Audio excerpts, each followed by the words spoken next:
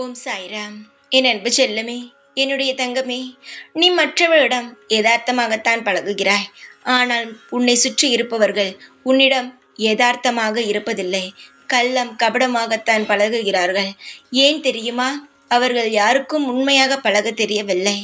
அது மட்டுமல்ல, அவர்கள் அப்படி இருப்பதினால் நீயும் அப்படித்தான் இருக்கிறாய் என்று நினைக்கிறார்கள். ஒருவன் ஒரு தவறு செய்தால், அதாவது ஒரு திருடனிடம் போய் ஒன்று கேட்டால் அவன் இன்னொருத்தவனின் திருடன் என்றுதான் சொல்வான். ஏனென்றால் அவனும் திருடன் தானே. அதுபோலத்தான் மற்றவன் பொய், பித்தலாட்டம், ஏமாற்றம் இதெல்லாம் செய்பவன் நிச்சயமாக அடுத்தவனும் அதேதான் செய்வான் என்று எதிர்பார்ப்பான். மற்றவன் எது சொன்னாலும் அதை காதில் வாங்க கூடாது. ஏனென்றால் உனக்கு தெரியும், உன் மனசாட்சிக்கு தெரியும், நீ யாருக்கும் எந்த துரோகமும் செய்யவில்லை, யாருக்கும் எப்பொழுதும் எந்த தீங்கையும் நினைத்தது இல்லை என்பது உனக்கும் உன் மனசாட்சிக்கும் தெரிந்ததே. அதனால் இவர்கள் அப்படி நினைக்கிறார்கள், அப்படி இவர்கள் சொல்கிறார்கள் என்றெல்லாம் கவலைப்படாமல் உன்னுடைய வாழ்க்கையை நீ நிச்சயமாக கண்ணும் கருத்துமாக பார்த்துக்கொள் தங்கமே. எந்த ஒரு விஷயத்தையும் நினைத்து மனம் வருந்தாதே.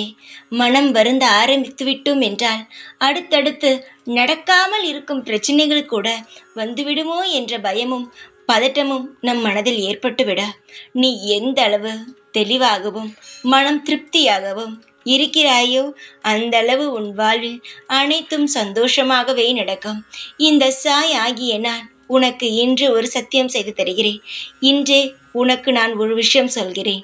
இதற்கு மேல், அதாவது இந்த நிமிடத்திலிருந்து உன் வாழ்க்கையில் புதிதாக எந்த ஒரு பிரச்சனையும் முளைத்து வராது. ஏற்கனவே இருந்த பிரச்சனைகள் அழித்து விடுவேன். இதற்கு மேல் எந்த ஒரு புது பிரச்சனையும் வராமல் நான் பார்த்து கொள்வேன். இது நான் உனக்கு தரும் வாக்கு.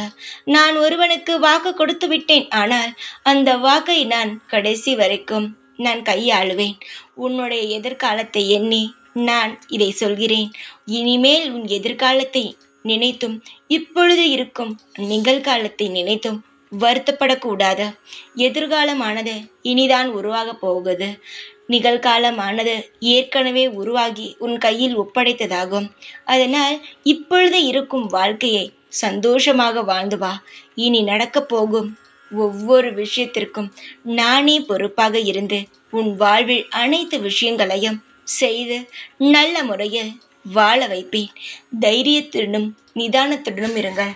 அனைத்தையும் உங்களால் தனி ஆளாகவே நின்று போராடி வென்று வர முடியும். எதற்காக குழப்பம்? யார் என்ன செய்ய முடியும்? யாரும் எதுவும் செய்ய முடியாத. என்னை மீறி எந்த பிரச்சனையும் உனக்கு வரவும் வராது. நிச்சயமாக நல்லதே நடக்கும். நல்லதையே செய்தால் நல்லதுதானே நடக்கும். நீ யாருக்கும் எப்பொழுதும் எந்த ஒரு தீங்கும் செய்யவில்லை. அதனால் நல்லது மட்டுமே உன் வாழ்வில் வந்து சேரும். தைரியமாக இரு. எப்பொழுதும் என்னாலும் உன் கூடவே தான் இருப்பேன். இந்த சாய்நாத். ஓம் சாய்ராம்.